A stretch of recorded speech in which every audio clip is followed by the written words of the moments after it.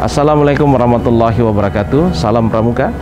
Saya Adnan Prikteksan, Bupati Kabupaten Goa yang sekaligus Ketua Kuarcap Gerakan Pramuka Kabupaten Goa, mengucapkan selamat ulang tahun untuk Pramuka UIN Alauddin Makassar yang ke-41.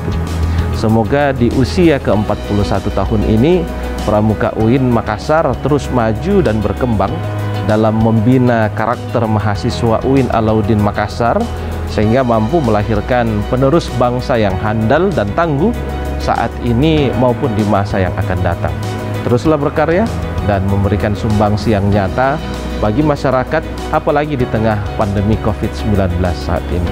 Saya berharap Pramuka UIN Alauddin Makassar bisa menjadi garda terdepan dan teladan bagi masyarakat dalam penerapan protokol kesehatan. Sekali lagi, selamat ulang tahun Pramuka UIN Alauddin Makassar yang ke-41.